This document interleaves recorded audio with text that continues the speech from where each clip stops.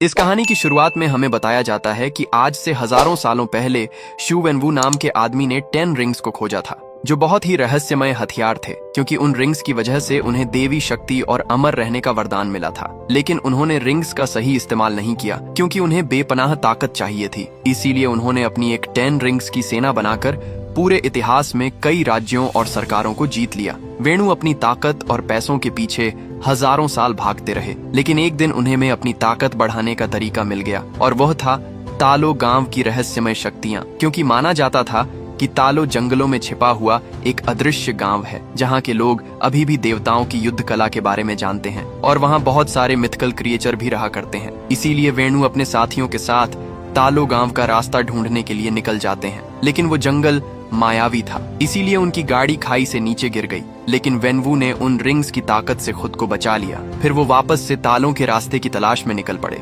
जहां उनकी मुलाकात यिंगली से हुई, जो तालों की गार्डियन थी। वेनवू ने उससे तालो गांव का रास्ता पूछा, लेकिन यिंगली ने उसे तालों का रास्ता बताने से मना कर दिया और कहा कि तालों में आपके लिए कोई जगह नहीं है। इसी बात को लेकर उन दोनों में लड़ाई शुरू हुई, लेकिन यिंगली ने तालों की शक्तियों से वेणु को हरा दिया। मगर इस लड़ाई में उन दोनों को एक दूसरे से प्यार हो गया, और उन दोनों के 2 बच्चे हुए। शंगची और श्यालिंग वेणु को अब अपना परिवार मिल गया था, इसीलिए उसने अब सब बुरे काम छोड़ दिए और उन रिंग्स को भी एक बॉक्स में बंद कर दिया। अब वो खुशी से रहने लगे थे। शांग अपनी माँ से पूछता है कि अगर डैड के रिंग्स इतने ताकतवर थे तो आपने उन्हें कैसे हरा दिया। तो यिंगली उसे बताती है कि जहां से मैं हूं वहां के सभी लोगों को महारक्षक ड्रैगन की जादुई शक्तियों का वरदान मिला है, और जिस पर हमारे ड्रैगन की कृपा होती है वह कहीं बड़े बड़े कारनामे कर सकता है। यिंगली अपने बेटे को एक लॉकेट देती है और उसे कहती है कि जब भी तुम्हें लगे कि तुम रास्ते से भटक गए हो तो तुम्हें घर का रास्ता दिखाएगा, इसीलिए हमेशा इसे अपने पास रखना।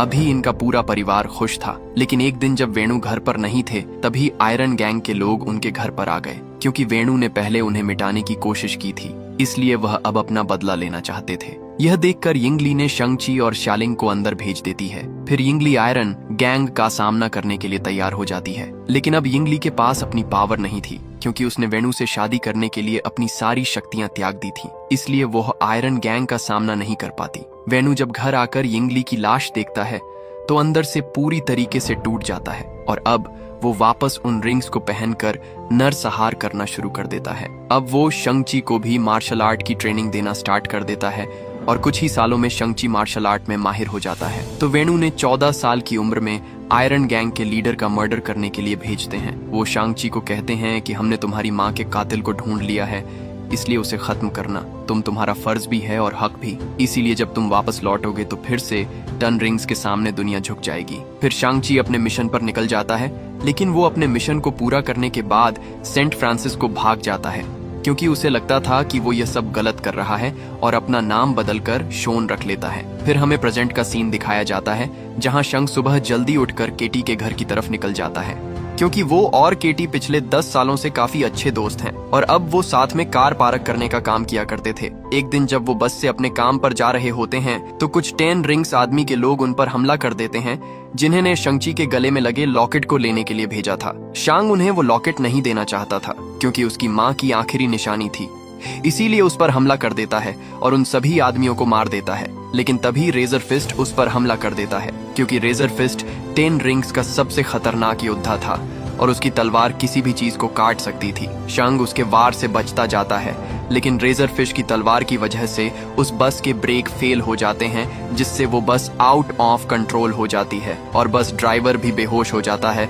तो केटी बस को चलाने लगती है और शांग रेजर फिस्ट से लड़ने लगता है, लेकिन रेजर फिस्ट की तलवार की वजह से बस के 2 हिस्से हो जाते हैं। यह देखकर शांग सभी लोगों को दूसरी साइड पर ले जाता है, और वो रेजर फिस्ट को धक्का देकर बस के बैक साइड में पटक देता है, जिससे वो डिब्बा अलग होकर क्रैश हो जाता है। लेकिन रेजर फिस्ट शंगची से रॉकेट लेने में कामयाब हो गया था। फिर दिखाया जाता है कि जब शंग घर वापस आता है तो मकाओ जाने की तैयारी करने लगता है, क्योंकि उसे पता था कि उसकी माँ ने उसकी बहन को भी सेम लॉकेट दिया था, इसीलिए उसे हासिल करने के लिए उसके पीछे जरूर जाएंगे। केटी शांग से पूछती है कि ये सब क्या चल रहा है और तुम कौन हो। तो शांग उसे बताता है कि जिन गुंडों ने हम पर हमला किया था वो गुंडे मेरे डैड ने भेजे थे, और अब वो मेरी बहन पर अटैक करेंगे, इसीलिए अब मुझे जाना ही होगा, क्योंकि ये मेरी बहन का सवाल है। केटी से कहती है कि मैं भी तुम्हारे साथ चल रही हूँ। फिर वो दोनों प्लेन से मकाऊ जाने के लिए निकल जाते हैं, जहाँ रास्ते में शांग केटी को अपनी सारी स्टोरी बताता है, लेकिन उसे झूठ कहता है कि मैंने वो मिशन पूरा नहीं किया। वो दोनों मकाऊ पहुंचते हैं, जहाँ वो इलीगल फाइट क्लब में जाते हैं, क्योंकि शालिंग ने उसे जो पोस्ट कार्ड भेजा था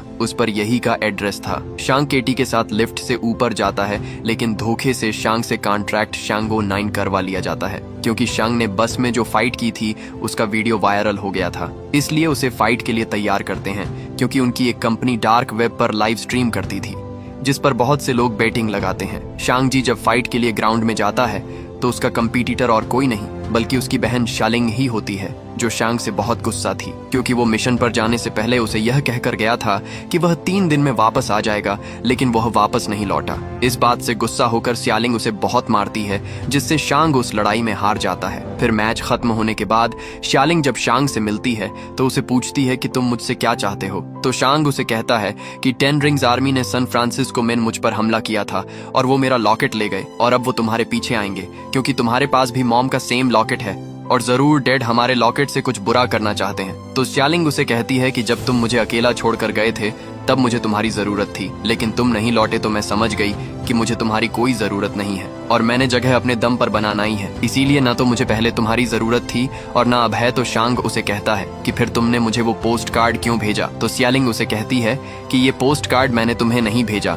तो इससे शांग समझ जाता है कि उसके डैड ने उसे फंसाया है। तभी वहाँ 10 रिंग्स के लोग आकर उन पर हमला कर देते हैं, लेकिन शालिंग अपने साथियों के साथ वहाँ से निकल जाती है, मगर वो शांग और केटी को वहाँ अकेला छोड़ देती है। शांग वहाँ से भागने के लिए बिल्डिंग का कांच तोड़ देता है। वो केटी को भी बाहर आने को कहता है, लेकिन के बेटी डर रही होती है, क्योंकि उसे बांस की डंडियों पर चलना था। तो शांग उसे कहता है कि एक बार हम नीचे चले गए तो हम यहाँ से भाग सकते हैं। तो केटी भी मान जाती है। फिर वो दोनों साथ में लिफ्ट तक जाने लगते हैं, लेकिन तभी 10 रिंग्स आर्मी के लोग उन्हें देख लेते हैं। तो शांग केटी को कहता है कि तुम आगे जाओ, मैं इन्हें रोकता हूँ। फिर शांग सभी लोगों से लड़ने लगता है। केटी जब आगे जाने लगती है तो एक फाइटर उस पर अटैक करके उसे नीचे गिरा देता है, लेकिन तभी शेलिंग वहाँ आकर उसे बचा लेती है। फिर शालिंग और शांग साथ में रिंग्स आर्मी के साथ लड़ने लग जाते हैं। शांग शेलिंग से कहता है कि तुम तो हमें मरने के लिए छोड़ गई थी। तो शेलिंग उसे कहती है कि अब तुम समझ गए होंगे कि जब कोई मुसीबत के वक्त तुम्हें छोड़कर चला जाता है तो कैसा लगता है। फिर वो दोनों मिलकर उन सभी आदमियों को मार देते हैं। तभी वहाँ 10 रिंग्स आर्मी का सबसे खतरनाक आदमी डेथ डीलर आता है, जो शेलिंग पर अटैक करके उससे न लॉकेट लेकर चला जाता है। यह देखकर शांग डेथ डीलर के पीछे जाता है और उसे वहां से भागने से रोक लेता है। उन दोनों के बीच फाइट स्टार्ट होती है, लेकिन शांग में सालों का गुस्सा भरा हुआ था। जब डेथ डीलर ने उसे टॉर्चर किया था, इसलिए उसे पकड़कर मारने लगता है, लेकिन तभी शांग के डैड वहां आकर उसे रोक लेते हैं। वो शांग को कहते हैं कि मुझे तुम्हारी बहुत याद आई। फिर वो उन सभी को लेकर घर जाते हैं, जहां 10 रिंग्स आर्मी उनका स्वागत करती है। शेलिंग केटी को अपने रूम में लेकर जाती है, जहां केटी शेलिंग से पूछती है कि क्या तुम्हारे डैड हमें भी मार देंगे। तो शेलिंग उसे कहती है कि अगर तुम चुपचाप रहोगी तो डैड भूल जाएंगे कि तुम यहाँ हो, क्योंकि माँ के जानने के बाद वो पूरी तरीके से बदल गए हैं। उन्हें लगता था कि मैं उन्हें माँ की याद दिलाती हूँ, इसीलिए वो मेरी तरफ देखते भी नहीं थे। इसलिए मैंने अकेले ही मार्शल आर्ट की ट्रेनिंग करना शुरू की, क्योंकि मुझे लड़कों के साथ ट्रेनिंग अलाउ नहीं थी। इसीलिए मैंने उन्हें दूर से ही ट्रेनिंग लेते देखा और सब कुछ उनसे बेहतर सीखा। तो केटी उसे पूछती है कि तुमने घर कब छोड़ा। तो उसे बताती है कि 16 की उम्र में मैं यहाँ से भाग गई थी, जब मुझे लगा कि अब मेरा भाई कभी वापस नहीं आएगा। फिर वो सभी साथ में डिनर करते हैं। शांग अपने डैड से पूछता है कि आपने मुझे ढूंढा कैसे। तो वेणु कहते हैं कि मेरी तुम दोनों पर कब से नजर थी, इसलिए अब वक्त आ गया है कि तुम अपने पिता के साथ खड़े हो जाओ। तो शांग उन्हें कहता है कि ये कभी नहीं होगा। तो वेणु उन्हें एक रूम में लेकर जाते हैं, जहां उन्हें कहते हैं कि जब तुम दोनों घर से भाग गए तो मुझे तुम्हारी माँ की याद और ज्यादा सताने लगी थी, इसलिए मैं उसके गांव तालों के बारे में और ज्यादा पढ़ने लगा, जिससे मुझे पता चला कि वहाँ पहाड़ों की गहराई में एक दरवाजा है, जिसके पीछे तुम्हारी माँ को तालों के लोगों ने कैद कर रखा है। तो शांग और शेलिन को उनकी बातों पर यकीन नहीं होता। तो वेणु कहते हैं कि पहले मुझे भी यकीन नहीं था, लेकिन जब मैंने एक दिन अपने काम में डूबा हुआ इस रूम में बैठा था, तब मुझे तुम्हारी माँ की आवाज सुनाई दी, जैसे कि वो बिल्कुल यहीं मौजूद हो। उसने कहा कि उसे मेरी मदद चाहिए। तो शांग उन्हें कहता है कि माँ के गांव वाले ऐसा क्यों करेंगे। तो वेणु उन्हें बताते हैं कि जब हमें प्यार हुआ तो तुम्हारी माँ चाहती थी कि हम तालों में साथ रहे, इसलिए उसने अपने बुजुर्गों से इजाजत मांगी, पर उन्होंने मना कर दिया। उन्होंने कहा कि मैं इस लायक नहीं हूँ। इससे वेणु को लगता है कि यिंगली आज भी जिंदा है, लेकिन तालों के लोगों ने उसे कैद कर रखा है। तो शांग अपने डैड को समझाता है कि मोम अब जा चुकी है। तो वेणु उन्हें होल में लेकर जाते हैं, जहां उनकी मोम के दिए हुए लॉकेट को जैसे ही ड्रैगन की आंखों में लगाते हैं तो उसमें से बहुत सारा पानी निकलकर अचानक से फ्रीज हो जाता है, और जब वो पानी जैसे ही नीचे गिरता है तो उसमें से एक रास्ता बनने लगता है। तो वेणु उन्हें बताते हैं कि तालों का रास्ता एक भूल भुलैया है, लेकिन जंगल के बीच एक सीधा रास्ता भी है जो साल में सिर्फ एक बार एकादशी के दिन खुलता है। लेकिन उसके लिए पता होना चाहिए कि रास्ता कब और कहां खुलेगा, और अब मुझे दोनों पता है। फिर वो अपनी पूरी 10 रिंग्स आर्मी को कहते हैं कि आज से 3 दिन बाद हम मेरी वाइफ को उसकी कैद से आजाद करवाकर घर वापस लाएंगे। फिर वो शांग से कहते हैं कि मैं इसलिए तुम्हें यहाँ लाया हूँ ताकि तुम अपनी माँ को घर लाने में मदद कर सको। तो शेलिंग उन्हें कहती है कि अगर गांव वालों ने आपको रोकने की कोशिश की तो आप क्या करेंगे। तो वेणु कहते हैं कि अगर उन्होंने ऐसा किया तो पूरा गांव जलकर खाक हो जाएगा। तो शांग उन्हें कहता है कि इन बेकार की बातों से आप मोम के गांव में नहीं घुस सकते। तो वेणु गुस्सा होकर शांग और शेलिंग पर अटैक कर देते हैं और उन्हें जेल में कैद करने का ऑर्डर दे देते हैं। वेणु जब अपने रूम में जाते हैं तो उन्हें वापस से यिंगली की आवाज सुनाई देती है। वो उन्हें कहती है कि हम सब जल्द एक साथ होने वाले हैं। वहीं शांग, शेलिंग और केटी को जेल में बंद कर दिया जाता है, जहाँ शांग उन दोनों को कहता है कि अगर हम डेट से पहले तालो नहीं पहुंचे तो फैमिली की बची कुची निशानियां भी खत्म कर देंगे। तभी उन्हें वहां कुछ आवाजें सुनाई देने लगती हैं, और जब वो उस तरफ जाते हैं तो देखते हैं कि वहां एक कलाकार होता है जिसका नाम ट्रेवर स्लेटरी होता है। ट्रेवर उन्हें अपनी स्टोरी बताता है कि कुछ समय पहले एक प्रोड्यूसर ने उसे टेररिस्ट का रोल दिया था, लेकिन वो ट्रेवर को बेवकूफ बना रहा था क्योंकि वो प्रोड्यूसर खुद ही एक टेररिस्ट था। इसलिए जब ट्रेवर ने टेररिस्ट का रोल किया तो पुलिस को लगा कि वो एक टेररिस्ट है, इसलिए उन्होंने उसे पकड़कर जेल में डाल दिया, और उसके बाद वेणु ने उसे वहां से छुड़वाया ताकि वो उसे मार सके। लेकिन जब ट्रेवर ने उनके सामने परफॉर्म किया तो उनका दिल पिघल गया, और तब से ही ट्रेवर उनके लिए हर हफ्ते शो करता है। तभी वहाँ एक मिथिकल क्रिएचर आ जाता है जिसे देखकर केटी और शांग काफी डर जाते हैं क्योंकि उसका सिर नहीं होता। तो ट्रेवर उन्हें बताता है कि ये मोरिस है और ये मुझसे बातें कर सकता है। फिर ट्रेवर उन्हें कहता है कि मोरिस कह रहा है कि ये तुम्हें जानता है क्योंकि ये तुम्हारी मोम के साथ तालों में बड़ा हुआ था, लेकिन तुम्हारे पिता ने मायावी जंगल में रास्ता ढूंढते वक्त इसे वहाँ से चुरा लिया था, और अब ये चाहता है कि तुम इसे घर ले जाओ। तो शांग उन्हें कहता है कि अगर मेरे बस में होता तो मैं इसे वापस जरूर लेकर जाता, लेकिन मेरे डैड के हिसाब से वो रास्ता सिर्फ साल में एक ही बार खुलता है। तो ट्रेवर कहता है कि मोरिस कह रहा है कि यह तुम्हें अभी भी वहां लेकर जा सकता है और तुम उस भूल भुलिया को पार कर सकते हो, लेकिन यह बहुत खतरनाक है क्योंकि आज तक इसे कोई जीते जी पार नहीं कर पाया। तो केटी उसे कहती है कि हम यहाँ से कैसे निकलेंगे। तभी शेलिंग वहाँ सुरंग का रास्ता ढूंढ लेती है और वो शांग को बताती है कि डैड ने पूरे कॉम्प्लेक्शन की गाड़ी लेकर निकल जाते हैं, लेकिन गार्ड को इस बारे में पता चल जाता है, इसलिए वह वहाँ उन्हें रोकने के लिए आ जाते हैं। तो वो दूसरे रास्ते से वहाँ से भागने लगते हैं, लेकिन वो रास्ता सिर्फ फिंगरप्रिंट से ही खुलता था। इसलिए जब 10 रिंग्स आर्मी के लोग उन्हें रोकने की कोशिश करते हैं तो वो एक एक करके सबको मारने लगते हैं और एक आदमी की मदद से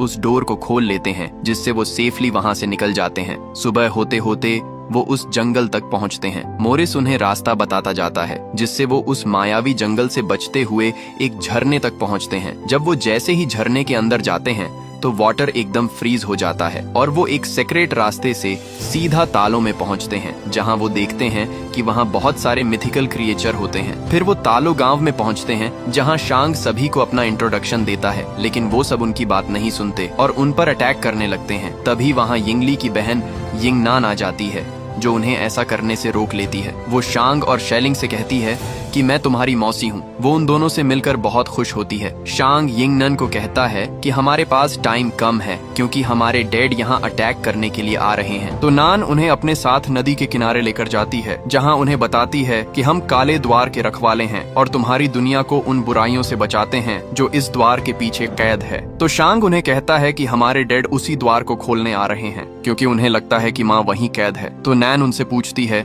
कि उन्हें ऐसा क्यों लगता है। तो शेलिंग उन्हें बताती है कि उन्हें मदद मांगते हुए माँ की आवाज सुनाई देती है। तो फिर वो उन्हें तालों के इतिहास के बारे में बताती है कि हमारा गांव तालों की सृष्टि का एक छोटा सा हिस्सा है, लेकिन यह सृष्टि बहुत विशाल है क्योंकि यहाँ ऐसे शहर हैं जो पूरे ब्रह्मांड से बेहतर हैं। फिर वो उन्हें बताती है कि हजारों सालों पहले तक हमारे लोगों के बीच शांति और समृद्धि थी, लेकिन उस शांति को अंधेरे के हैवान ने भंग कर दिया, क्योंकि वो अपने साथ पूरी आत्मा भक्षक की फौज लाया था। उसके रास्ते में जो भी इंसान आता, उसकी फौज उसे निकल जाती और हर आत्मा के साथ उसकी शक्ति बढ़ती जाती, जिससे उसने हमारी दुनिया को खत्म कर दिया। फिर वो तुम्हारी दुनिया का विनाश करने के लिए आगे बढ़ा। तब तुम्हारी दुनिया को नष्ट होने से बचाने के लिए हमारे तालों के नेताओं ने अपने सबसे शूरवीर को भेजा, लेकिन हमारे पूर्वज उन काली शक्तियों के सामने नहीं टिक पाए। फिर एक दिन महारक्षक ड्रैगन ने हमारी मदद की और हमारी हार को जीत में बदल दिया। उन्होंने हमारे साथ मिलकर उस अंधेरे के हैवान और आत्मा भक्षकों की फौज को इस काले द्वार के पीछे बंद कर दिया, और हमारे महारक्षक की जादुई शक्तियों के वरदान से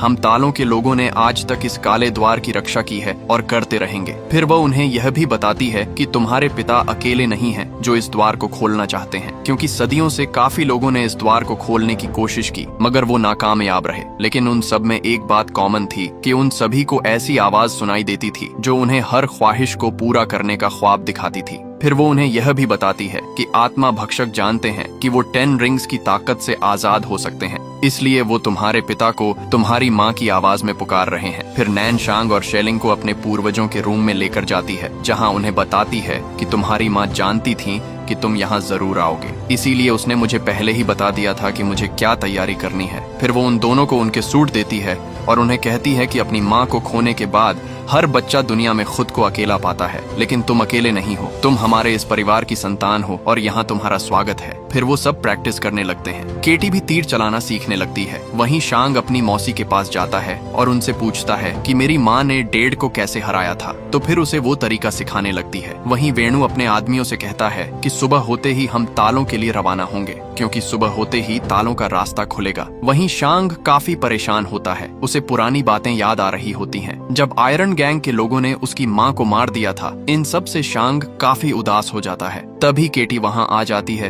तो शांग उसे कहता है कि मैंने तुमसे झूठ कहा था कि मैं अपनी माँ के कातिलों को नहीं मार पाया, क्योंकि मैंने सोचा था कि अगर मैं अपना नाम और पहचान बदल लूंगा तो शायद मैं वो भूल जाऊंगा जो हुआ था। लेकिन अगर आज मोम जिंदा होती तो वो मुझसे नफरत करती। तो केटी उसे कहती है कि इसमें तुम्हारी कोई गलती नहीं है, तुम्हारे डैड ने तुम्हें 7 साल की उम्र में किलर बनाना शुरू कर दिया था। तो शांग उसे कहता है कि मॉम की मौत के जिम्मेदार डैड है और अब वो उनका घर बर्बाद करने आ रहे हैं, इसलिए अब मैं उन्हें खत्म कर दूंगा, क्योंकि यही उन्होंने मुझे सिखाया है। इसीलिए शांग काफी सेड हुआ वहाँ से चला जाता है। फिर अगली सुबह सभी युद्ध के लिए तैयार हो जाते हैं और वेणु भी अपनी पूरी आर्मी के साथ वहाँ आ जाता है। वेणु शांग को कहते हैं कि तुम उन्हीं की मदद करने आ गए जिन्होंने तुम्हारी माँ को कैद किया है। तो नैन कहती है कि वो वहाँ नहीं है, वो एक हैवान है जो तुम्हें गुमराह करके सबका सर्वनाश करना चाहता है। तो वेणु उनकी बात नहीं सुनता और उन पर अटैक करने लगता है और उन सभी के बीच फाइट स्टार्ट होती है। वेणु उस द्वार को खोलने के लिए आगे बढ़ता है तो शांग उन्हें रोकने जाता है। तो वेणु से कहते हैं कि तुम मुझसे अकेले लड़ने की बेवकूफी करोगे। तो शांग उन्हें कहता है कि मैं आपसे नहीं डरता। फिर उस पर अटैक कर देते हैं और उसे कहते हैं कि तुम तो पूरी जिंदगी मुझसे डर कर भागते रहे, तुम वहीं थे जब वो तुम्हारी माँ को मारने आए, लेकिन तुमने कुछ नहीं किया। तो शांग उन्हें कहता है कि माँ के बाद हमें आपकी जरूरत थी, लेकिन आपने हमें छोड़कर उन रिंग्स को चुना। यह कहकर उन्हें मारने लगता है। फिर शांग उन्हें कहता है, क्या आपको लगता कि माँ आपके पास वापस आ जाए, लेकिन क्या वो आप जैसे इंसान के पास वापस आना चाहेगी?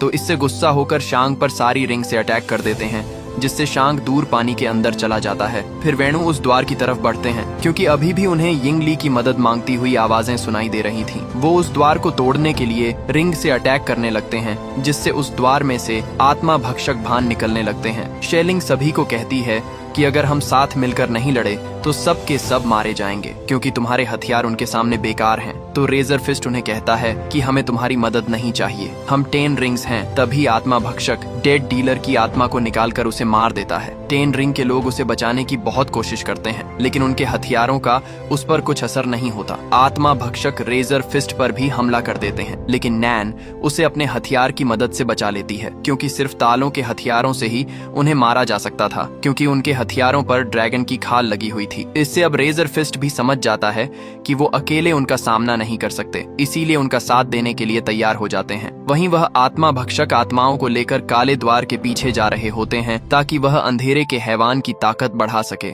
नैन शेलिंग को बताती है कि अगर अंधेरे के हैवान की ताकत और ज्यादा बढ़ गई तो उसे कोई रोक नहीं पाएगा। फिर वो सभी हथियार लेकर उन आत्मा पक्षकों का सामना करने के लिए पानी की तरफ जाने लगते हैं। वहीं शांग उस पानी में डूब रहा होता है। तभी उसे अपने बचपन की बातें याद आने लगती हैं, जब उसकी मोम ने उसे कहा था कि डरो मत, ड्रैगन का आशीर्वाद हमेशा तुम्हारे साथ है और तुम मेरे और तुम्हारे डैड के अच्छाई का हिस्सा हो, इसीलिए जो भी हमने तुम्हें दिया है उसे दिल से अपना लो। तभी शांग की आंख खुल जाती है और महारक्षक ड्रैगन भी गहराई से निकलकर उसके सामने आ जाता है। वहीं वेणु अभी भी उस गेट को तोड़ने की कोशिश कर रहे थे, क्योंकि उन्हें अभी भी यिंगली की आवाजें सुनाई दे रही थीं। वहीं अब सभी मिलकर उन आत्मा भक्षकों पर हमला कर रहे होते हैं और तभी शांग भी ड्रैगन पर बैठकर बाहर आ जाता है और वो ड्रैगन भी उनकी मदद करने लगता है। तभी नान शांग से कहती है कि तुम्हें अपने पिता को रोकना होगा, तो शांग अपने डेड के पास जाकर उन पर अटैक कर देता है। वो उन्हें समझाता है कि माँ वहाँ नहीं है, लेकिन वेणु उसकी बात नहीं सुनते और उन दोनों में फाइट होने लगती है। शांग अपनी माँ की बचपन में सिखाई हुई स्किल का यूज करता है, जिससे वो 5 रिंग्स को अपनी तरफ कर लेता है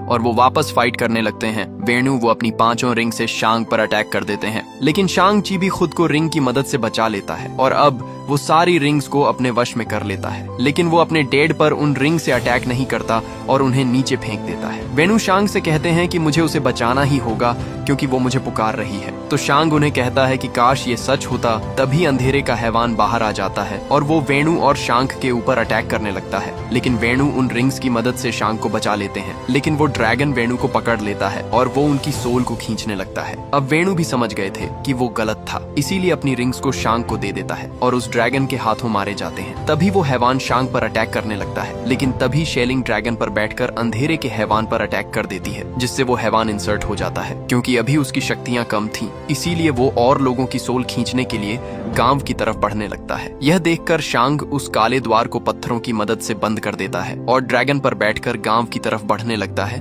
ताकि वो उसको रोक सके। ड्रैगन अपनी पावर से हैवान पर अटैक कर देता है और उसे अपनी पानी की शक्तियों से पकड़ लेता है। लेकिन तभी आत्मा भक्षक बहुत सारी आत्माओं को पकड़कर हैवान के मुंह में डाल देते हैं, जिससे उसकी शक्तियां और ज्यादा बढ़ जाती हैं और वो ड्रैगन की पकड़ से आजाद हो जाता है। फिर वो हैवान ड्रैगन को पकड़कर उसकी सोल को निकालने लगता है। वहीं ग्वांगबो केटी से कहते हैं कि अगर हैवान को हमारे ड्रैगन की आत्मा मिल गई तो उसे कोई नहीं रोक पाएगा, इसीलिए हमें उसके गले पर निशाना लगाना होगा। वो साथ में उस पर निशाना लगाने लगते हैं, लेकिन तभी एक आत्मा भक्षक ग्वांगबो को पकड़कर उसकी आत्मा निकाल लेता है। यह देखकर केटी काफी डर जाती है, क्योंकि उसके पास एक ही तीर बचा हुआ था और उसने अभी एक दिन पहले ही तीर चलाना सीखी थी। वहीं वो हैवान शेलिंग को भी पकड़कर उसे मारने लगता है, लेकिन शांग अपनी बहन का हाथ पकड़ लेता है। शेलिंग उसे कहती है कि तुम्हें मेरा हाथ छोड़ना होगा, वरना वो हैवान ड्रैगन की आत्मा निकाल लेगा। तो शांग उसे कहता है कि मैं तुम्हें दोबारा नहीं छोड़ सकता। वो हैवान ड्रैगन की आत्मा निगलने लगता है, लेकिन तभी केटी उस हैवान के गले पर निशाना लगा देती है और उसका निशाना एकदम सही लगता है। ड्रैगन की सोल निकलने से बच जाती है। ड्रैगन हैवान को नीचे पानी के पास लेकर जाता है और उसे अपनी पावर की मदद से पकड़ लेता है। शांग अपनी रिंग्स की मदद से उस हैवान पर जाकर उन रिंग्स को हैवान के सीने में भर देता है और उन रिंग्स को कामयाब स्टाइल में मूव करके उस ड्रैगन को मार देता है, जिससे सारे आत्मा भक्षक भी मर जाते हैं। फिर ड्रैगन शेलिंग और शांग को लेकर किनारे पर आ जाता है, लेकिन इस लड़ाई में बहुत से लोग मारे जाते हैं। फिर रात को वो उन सभी लोगों को सम्मान देते हैं जिनकी वजह से उन्होंने नया सवेरा देखा था, और अब वो ड्रैगन वापस आसमान में लौट जाता है, क्योंकि अब अंधेरे के हैवान का अंत हो चुका था। फिर हमें दिखाया जाता है कि शांग और केटी वापस सैन फ्रांसिस्को जाकर अपनी ये स्टोरी अपने दोस्तों को सुना रहे होते हैं, लेकिन उन्हें उनकी बातों पर यकीन नहीं होता और उनसे पूछते हैं कि अगर यह सच है तो तुम्हारी बहन कहाँ गई? तो शांग उन्हें कहता है कि वो तो घर गई है, मेरे डैड के गैर कानूनी धंधे बंद करवाने के लिए, लेकिन उन्हें उनकी बातों पर यकीन नहीं होता। तभी वहाँ वंग उन्हें लेने के लिए आ जाते हैं। वंग शांग से पूछता है कि क्या तुम्हारे पास अभी भी वो रिंग्स हैं? तो रिप्लाई में शांग उन्हें कहता है कि अभी भी मेरे पास वो रिंग्स है। फिर शांग और केटी वंग के साथ वहाँ से चले जाते हैं। ये देखकर वहाँ सभी शॉक्ड हो जाते हैं और यहीं पर ये मूवी एंड हो जाती है।